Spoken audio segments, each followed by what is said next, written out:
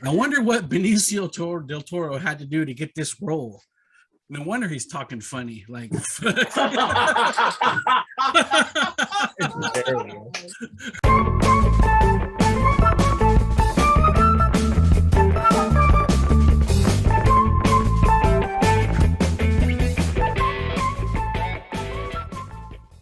what is up, guys? Welcome back to another episode of Late to the Party.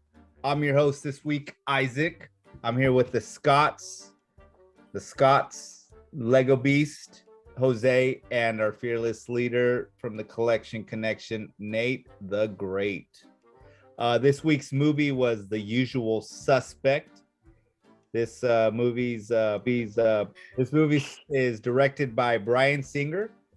It stars Kevin Spacey, Benicio del Toro, Gabriel Byron. What? I don't know how to say his name. One of the Baldwins, Stephen Baldwin, Chaz Minute. I don't even know how to spell his last name either. Chaz Palmentieri. There we go. And Kevin Pollak.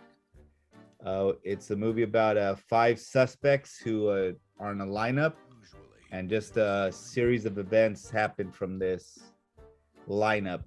It's got an IMDb score of 8.5 and 88% on Rotten Tomatoes.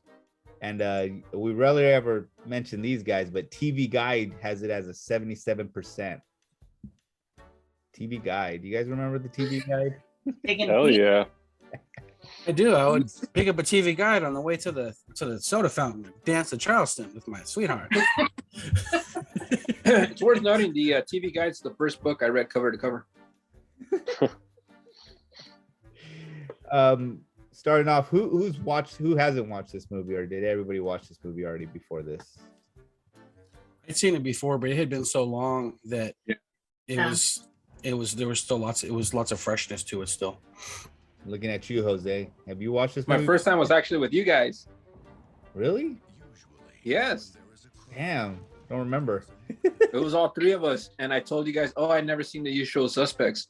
And you said, what? That's the greatest movie. That's like one of the best movies ever. And I said, oh, cool, put it on. And you proceeded to put it on because I think it was on demand or something. Or you had it, I don't recall, but it was all 3 of us. And then, it was like an epic night. And I was like, what the? And then you guys were all looking at me. They're like, let's see his reaction. I was like, oh my God. All right. So Feels good. Starting with you, okay. What did you think of this movie when you first saw it? And I thought it was great. Really clever. It fooled me. The whole line of like convince me, stuff like that. They convinced me all right. I just remember being taken away by like how great that little twist was. I put myself in the shoes of when was this movie made? What year? 95. Yeah, so it was the first time that something like that had actually been done, like a twist like that.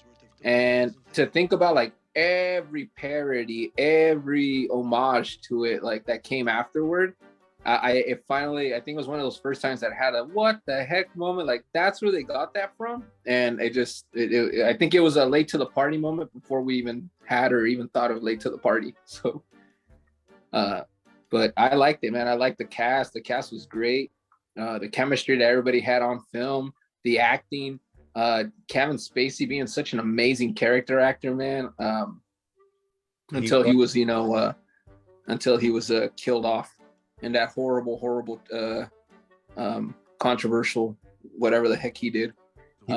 He won the Academy Award for this. Did he really? He deserved it, man. He was really good in it. But yeah, man, I just remember it being so awesome then, and it was awesome watching it again. Nate, you said it seemed fresh all over again. Elaborate. The details. I mean, I knew going into it, watching it the second time, what the twist was and who the killer was, but I never watched it trying to see it for what it was, like knowing that there was a twist. And I think that as far as twist goes, Shyamalan pulled it off better with the the Bruce Willis one, Because was Sixth Sense, because it wasn't reshoots. It's like it was the original shot that had the you know what I'm saying, right, Lego? It was the original shot, so it wasn't like they showed you this and then they took him out of it and redid it. It didn't have him in the outside, so I guess, but it still worked because it was his story and he was telling the story as a lie. So I mean, I guess it worked, but I wasn't as like, that's really good, like I was when I got the Sixth Sense. The Sixth Sense happened. So, but it was good. It was solid. It made sense. It was a good movie. I wasn't as fooled by it this time around as I was the first time, and I mean, because I obviously knew it. It didn't seem as genuine this time. I don't know if anybody else felt the same way, having known the spoiler. Yeah, definitely. It certainly was more enjoyable the first time around, because it was like, oh, what? Like, it definitely, it got me the first time, but this, I don't even know how many times I've seen it at this point, but it's definitely not, it doesn't pack the same punch. But what is cool though is if you look at those little details, man, like you actually solve the mystery in like the first 10 minutes of the movie when he lights the cigarette and then he throws it down, because later when he's picking his stuff up from the cage, it's like you would have solved it before it was actually revealed if you pay attention to everything. Yeah, with that gold watch, that gold lighter, like no gimpy guy like that's gonna have all that flashy stuff. Yeah. With money, that's somebody with power. Scott. Yeah, but I think. Oh, yeah. Sorry. Go ahead, Jose. No, nothing. I lost my thought. All right, Scott. Did you guys enjoy this movie? Yeah. Well, the first time I watched it, I enjoyed it. I've seen it. This is probably only the second time that I've seen it all the way through. I've always seen it in bits and pieces here and there. Like it's always playing in the background at a friend's house, or my dad's watching it again or something like that. But it's still an enjoyable movie. But yeah, like what Nate and Lego said is that it doesn't have that same like, oh shit moment. It's kind of like, it's happening. So you can kind of pay better attention to the details along the way to see if from the first shot, if you can pick those little details out and be like, oh, they really did play this whole thing out in the details like that all the way through. You can pay attention to those little things like that, knowing who he is and how they did the story. What I did notice this time around watching it was, I can't help but notice that Benicio del Toro's character reminds me a lot of Brad Pitt's character from Snatch. Watching it, I was like, wait a minute. I wonder if Brad Pitt watched this and was like, I'm gonna make my Mickey character from Snatch sound just like him. Just his mannerisms and the way he talks and stuff. I think it's just a carbon copy of of Benicio del Toro's role in this.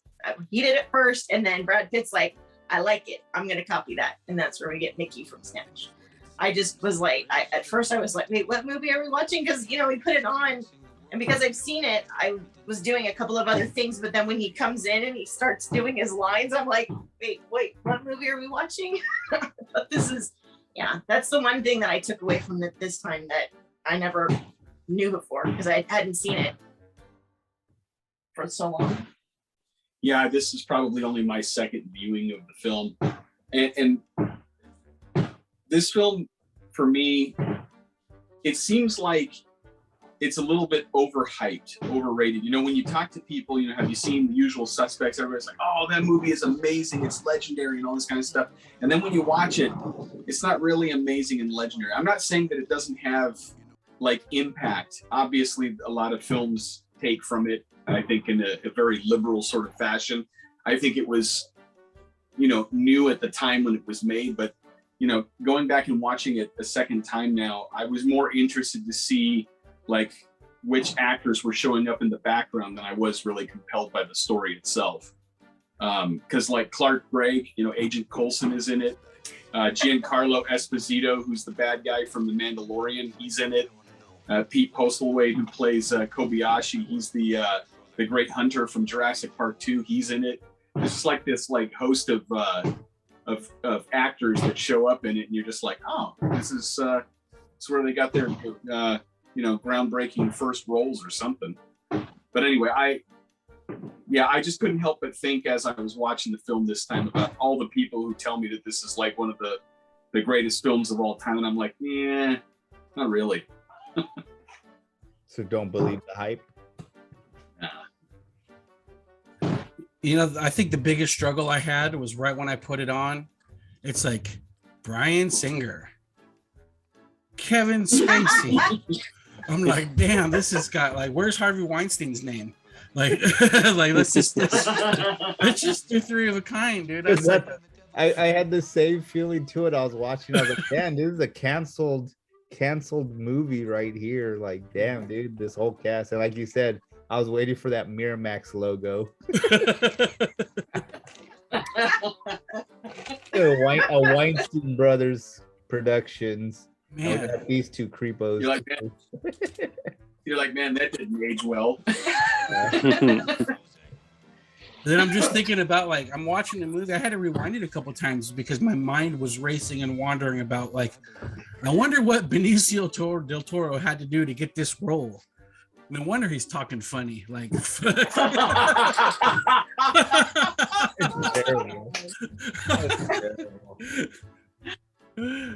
like traumatized, dude. He's like stuttering. All right, we're gonna get into the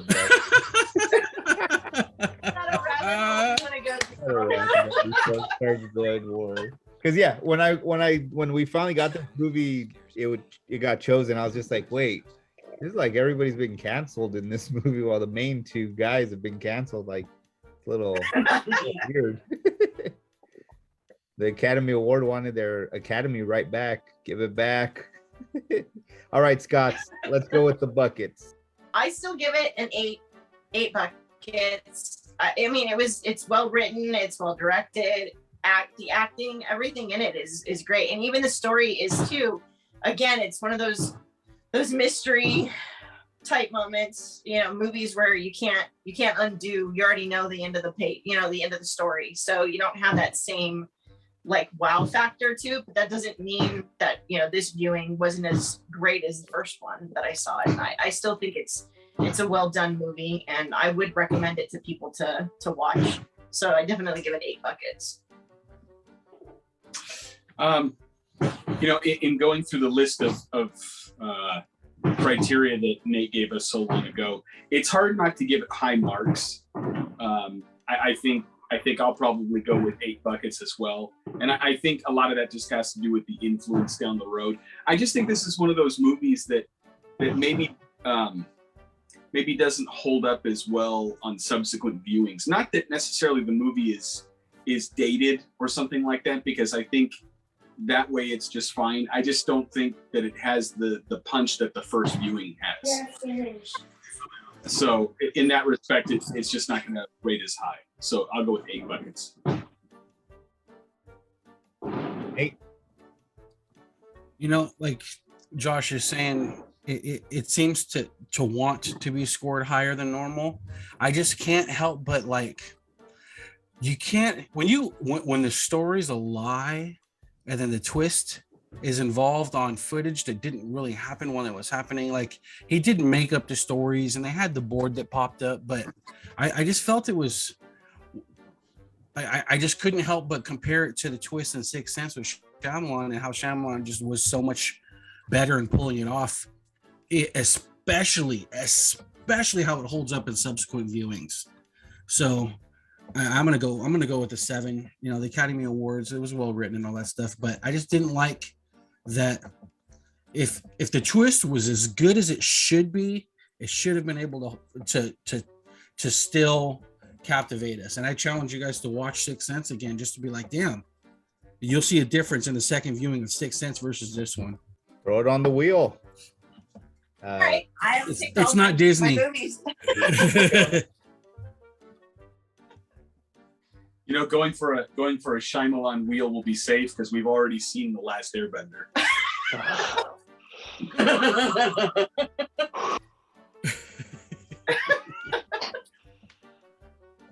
Just gonna take a deep breath here for a moment, guys.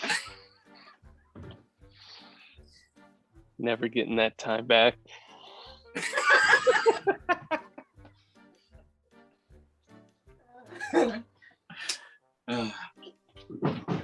All right, we're good. For the buckets, this movie gets, I don't know, I'd say like a 7 or an 8 sounds about right.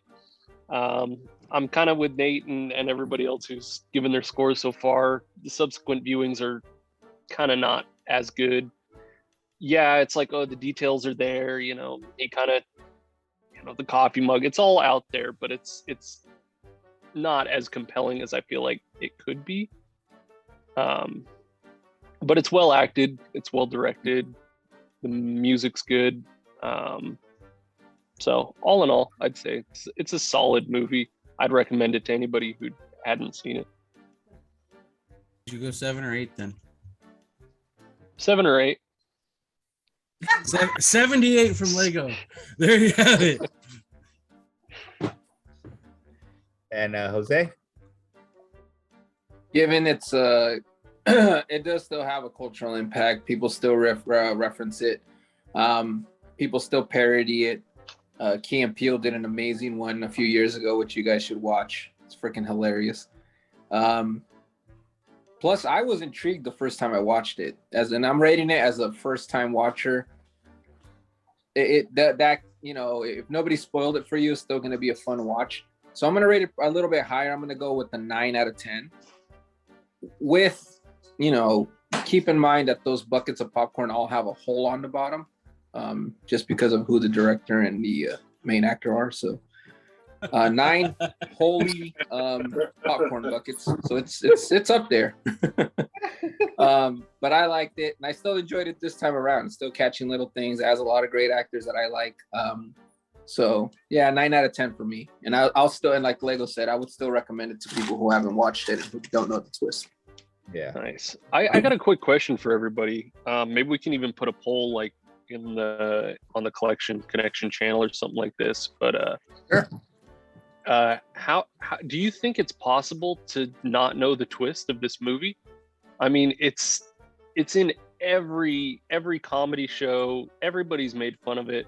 Everybody's given away the twist at the end. Jose didn't know about it when we showed it to him. I didn't know about it. It's possible. Itzel's not going to know about it. Well, she's like a kid, dude.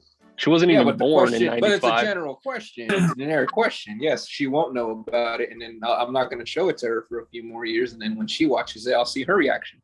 Hopefully, it'll be fun. I will also say this. I don't think that movie could be made today, not because of who's in it and who's been canceled. Because they have to get people out of jail to do it, or what? because you could easily just text message somebody a picture and you'll know right away that the dude's lying.